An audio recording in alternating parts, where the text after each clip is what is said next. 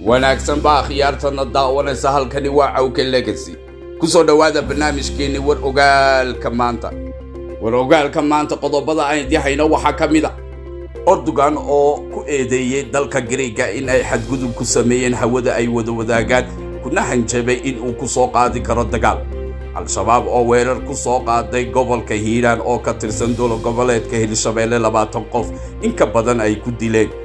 sida ay sheegeen war ogaalada Hirshabeelle Mareykanka oo qaaday talaabo labaad oo ka xanaajisay Shiinaha taasi oo ansixisay in uu hubka ka siiyo $1.1 billion dalka Taiwan generaalka ugu sareeya ee Myanmar oo booqanaya Ruushka warqadaha natiijada doorashada Kenya miyaa la farageliyay sida uu Odinga uu ku andacoonayo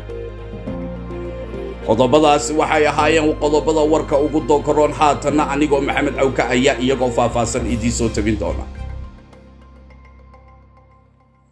madaxweynaha maamul goboleedka Hirshabeelle Cali Guudlaawe Xuseen oo maanta ka qayb galay kulan lagaga hadlayay amniga deegaanada maamulkaasi ayaa faray saraakiisha ciidamada amniga in hawlgal laga bilaabo meelaha al-shabaab haystaan oo ka tirsan Hirshabeelle Cali Guudlaawe ayaa sidoo kale saraakiisha amniga u jeediyay in ay ka jawaabaan dadkii al-shabaab saaka ay ku dileen deegaanka Afar-Iroodka ee gobolka Hiiraan al-shabaab ayaa weerarka ku dilay dad ka badan 20 qof sidoo kalena ay ku gubeen gawaaridii siday raashinka gargaarka ahaa maadaama waqti adag oo abaara ay saameysay dadka iyo dunyada lagu jiro madaxweynaha Mareykanka ayaa ogolaaday in Taiwan uu ka iibiyo hub ku kacaya $1.1 billion taasi oo ka heshiiska hubka waxa ka mid ahaa nidaamka raadaalka si loola socdo weerarada soo socda iyo aaladaha ka hortaga gantaalada laga soo rido maraakiibta taladan ayaa timid kadib markii afayeenka aqalka wakiilada Mareykanka Nancy Pelosi ay bishii hore noqotay mas'uuliyiinta ugu sareeya ee Mareykanka muddo 25 sano oo ay booqda Taipei safaaradda Shiinaha ee Washington ayaa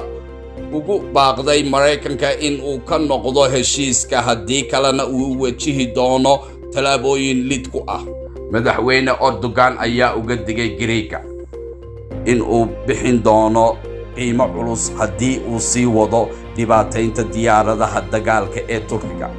ee ku duulan aaga wuxuuna ka dhawaajiyay talaabooyin military labada dalis ee NATO waxa ka jira dhibaato muran dheer ku saabsan xagga cirka iyo badda taasoo keentay in ay hawlgallo laga sameyn ciidamada cirka oo ku dhow maalin walba iyo hawlgallo dhexgal ah inta badan agagaarka jasiiradda Greega ee u dhow xeebaha Turkiga hogaamiyaha generaalada talada haya ee dalka Myanmar ayaa u safri doona Ruushka toddobaadka soo socda si uu uga qayb galo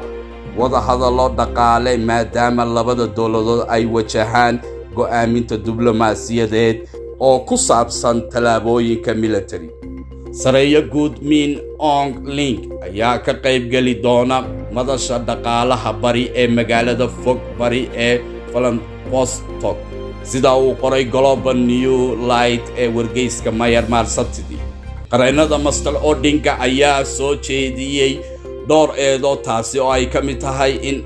ka badan 40 goobood oo ay dadka codkoodu ku dhiibteen wax lagaga bedelay natiijooyinka ka soo baxay iyadoo ay loo kordhiyay tirada uu helay Mr. Ruto si uu u guuleysto haddaba waxaynu isbarbar dhigaynaa sawirada warqadaha natiijooyinka ee asalka ah ee laga soo diray goobaha codbixinta iyo kuwa la soo geliyay barta internetka ee guddida doorashooyinka ee uu Raila Odinga uu ku dooday in wax laga bedelo daawadayaal war ogaalka maanta ay dihayna intaas ayuu ahaa intaynu dib u kulmi doono waxaan idinkaga tagayaa assalaamu calaykum wa rahmatullaahi wa barakaatuh